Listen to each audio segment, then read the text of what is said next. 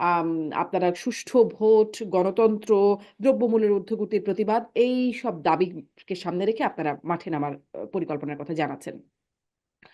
কিরকম কর্মসূচি আপনারা করবেন? এবং মানে নিরপেক্ষ সরকারের যে বিষয় নিয়ে আপনিও বলছিলেন যে একটা বিতর্ক উঠেছে। এই প্রসঙ্গেও আপনাদের কোনো অবস্থান থাকবে কিনা এই কর্মসূচির মধ্যে? এই কর্মসূচির মূল লক্ষ্যটা হচ্ছে মানুষ তার নিজস্ব পছন্দের প্রার্থীকে যেন ভোট দিতে পারে, একটি নির্বাচিত সরকার যেন রাষ্ট্র পরিচালনায় অংশগ্রহণ করতে পারে। সেই পরিস্থিতিটা এই সরকার অবিলম্বে পদক্ষেপের মাধ্যমে জাতিকে, যেটাকে আমরা বলেছি যে যত দ্রুত সম্ভব অর্থাৎ যৌক্তিক সময়ের মধ্যে একটি রোডম্যাপ ঘোষণা।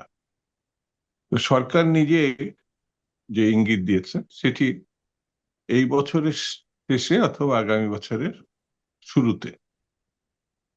এই বিষয়টির কিন্তু কেউ অবহেলা করেনি, কিন্তু আনুষ্ঠানিকভাবে এই ঘোষণাটা আসেনি যে ডিসেম্বরের 1 তারিখ বা 15 তারিখ অথবা জানুয়ারির 1 তারিখ বা 15 তারিখ 2026 এই ধরনের সুনির্দিষ্টকরণ করা হয়নি।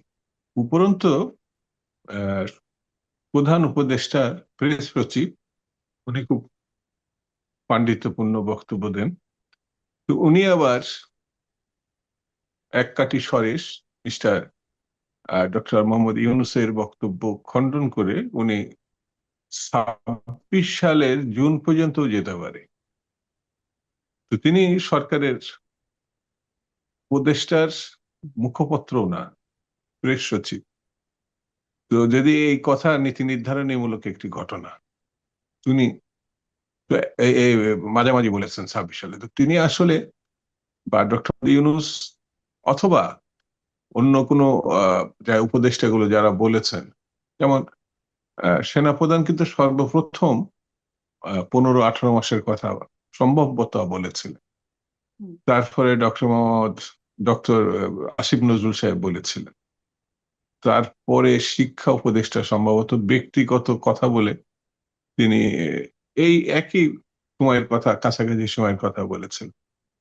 তখন সরকারের পক্ষ থেকে বলা হয়েছিল যে সরকার প্রধান হিসাবে শেষ কথাটা ডক্টর মোহাম্মদ ইউনূসই বলবেন। তো ইউনূস সাহেব ওটা বলেছিলেন এই বছরের শেষ বা আগামী বছরের প্রথম।